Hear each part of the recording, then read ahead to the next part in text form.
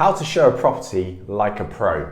So from my years of experience doing viewings, there's a few tips and tricks to do a really good viewing. The obvious ones, maybe get there early, make sure you've got in with the keys, make sure they work okay, turn the lights on if it's a moody evening, the clouds have come over, etc.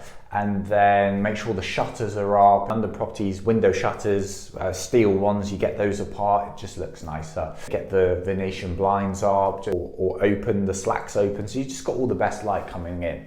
And then you greet your prospective tenant on a viewing. Now, rookies, and I never forget someone that I was overseeing when they first joined me when I was working for an estate agent. They sort of took over the viewing and I was like, okay, it's your first week, I'll let you crack on. And they're like, right, here is the bathroom and here is the toilet and this is the oven and this is the stove and this is the bed.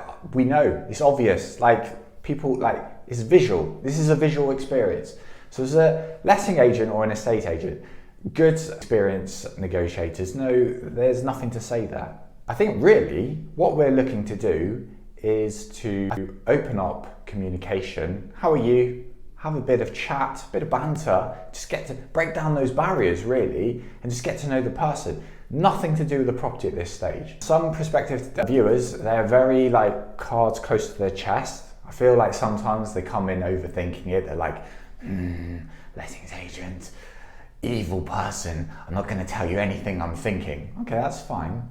So the strategy is, I call it like on a string. So if you walk through a room, I will walk with the person but keep an appropriate gap. Being overwhelming, being awkward, weird, you just stay far enough apart. You walk through each room. So if they walk into the bedroom and they're exploring the bedroom, I might loiter around the doorway and just wait for any questions, and therefore I'm there to answer them. If they go further, if there's like an ensuite bathroom, it's a big one, and they go through, then I will then enter the bedroom and sort of go maybe to the midway point into the bedroom and just hold there.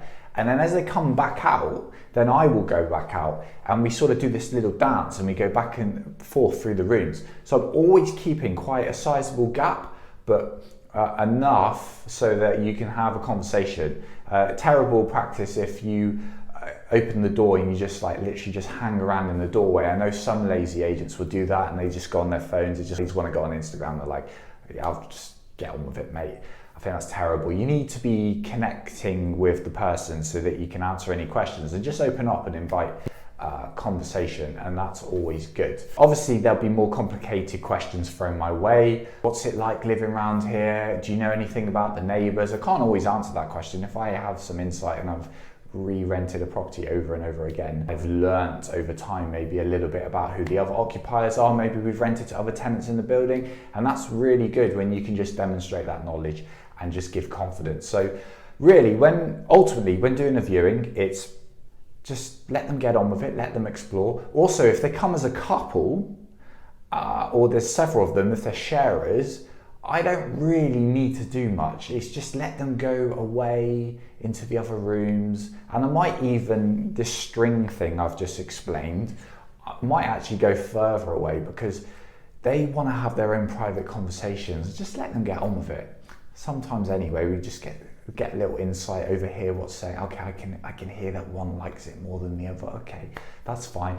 And you can just pick up tidbits of information like that. So good salesperson anyways, you're listening and being ready and prepared to respond anyway. So that is how you view as a pro. I would say the final thing is, if we are doing viewings in high-end properties, I think it's good to get good knowledge from the owner about what they've done to the property, what they're really proud about, what they've invested significant money in, and the interior designers they used, or the furniture they've brought in, the appliances, what the names are of the appliances, so that you can just subtly name drop them in. So you go into the kitchen and go, oh, this is this product, this is this washing machine, this is in that. That's just demonstrating knowledge. But we certainly don't need to be going into a reception room going, here is the reception room. That's too much, and it's just stating the obvious. So, hope this helps.